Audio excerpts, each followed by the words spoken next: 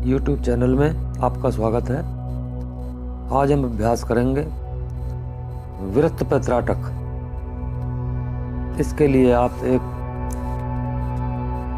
सफ़ेद कागज का टुकड़ा जिसकी लंबाई और चौड़ाई 1.5 या 2 फुट हो,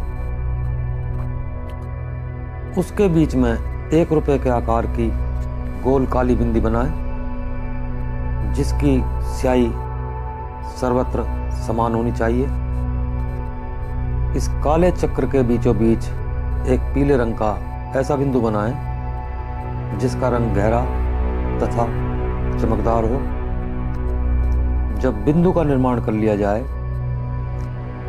तब उस सफेद शीट को, कागज को एक सामने दीवार में किसी टेप की सहायता से चिपका लें और उसकी दूरी बैठने के स्थान से 4 या फुट की दूरी पर हो और दीवार पर इस प्रकार लगा दें कि जब आप उसके सामने बैठें तो वह बिंदु आपकी दृष्टि के बिल्कुल सामने हो। कमरे की दीवार पर जिस पर उपयुक्त बिंदु के फ्रेम को टांगा जाए, चौरस तथा सफेद होनी चाहिए तथा बैठने का स्थान भी ऐसा आरामदायक होना चाहिए जहां पालथी मारकर सुविधा एवं सुखपूर्वक बैठा जा सके। कमरे में न तो अधिक प्रकाश होना चाहिए और न ही अंधेरा।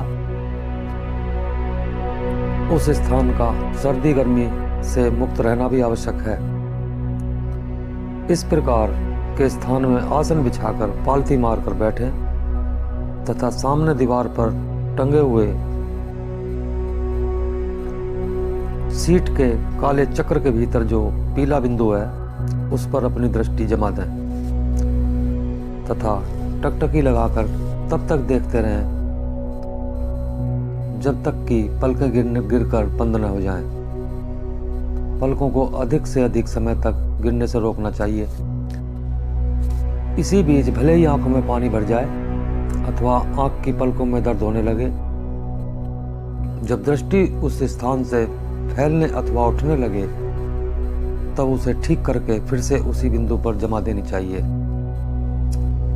दृष्टि जमाते समय अपने मन तथा मस्तिष्क को समस्त चिंताओं एवं कल्पनाओं से रहित कर लेना चाहिए। इस अवधि में जो भी अन्य विचार आए उसे तत्काल दूर कर देना चाहिए। केवल यही संकल्प करना चाहिए कि मेरी दृष्टि की पतली नोक उस बिंदु के पार जा रही है। उक्त अभ्यास को करते समय साधक की प्रवृत्ति एवं ध्यान में संयम होना आवश्यक है। साधना काल में साधक का पेट न तो एकदम खाली हो और न अधिक भरा हुआ ही रहना चाहिए। ऐसी साधना के लिए प्रातःकाल अथवा सायंकाल में सूर्यास्त से पूर्व का समय श्रेष्ठ रहता है। उक्त अभ्यास में पहले दिन जितनी देर तक दृष्टि जमाई जा सके जमाए रहें। जब देखना बिल्कुल ऐसा हो जाए तथा पलकें बंद हो जाएं, तब साधना को उस दिन के लिए स्थगित कर दें। दूसरे दिन फिर यही क्रिया करनी चाहिए, परंतु उस दिन यह ध्यान रखना चाहिए कि पहले दिन जितने समय तक यह क्रिया की गई उससे कम समय न लगे, कुछ अधिक समय ही लगना चाहिए। इस प्रकार प्रतिदिन अभ्यास के समय को बढ़ाते रहना चाहिए।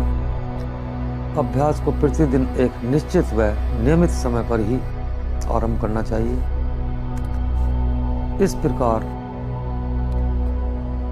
कई दिन तक स्थिर दृष्टि जमाने से उस काले दाग में अनेक प्रकार की आकृतियां उत्पन्न होती हुई दिखाई देने लगेंगी। कभी वह बड़ा दिखने लगेगा, कभी छोटा, कभी उसका रंग श्वेत हो जाएगा और कभी एकदम काला, कभी उसमें बादल दिखाई देंगे तो कभी तारे।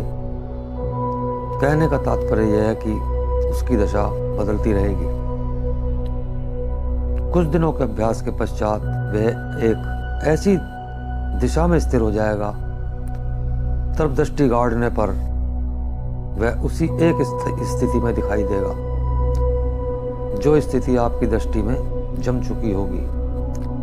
परंतु प्रतिदिन अभ्यास के समय अर्थात दृष्टि गड़ाते समय इस प्रकार का चिंतन अवश्य करते रहना चाहिए कि आपकी दृष्टि उस पीत बिंदु के पार हो रही है,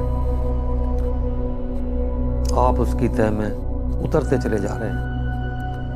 इस प्रकार कुछ दिनों के बाद जब उस काले दाग का हिलना डुलना बंद हो जाए तथा पीले बिंदु का दृष्टि केंद्रित होकर उसे पार कर जाए, तब अभ्यास को पूर्ण हुआ समझ लेना चाहिए। धन्यवाद।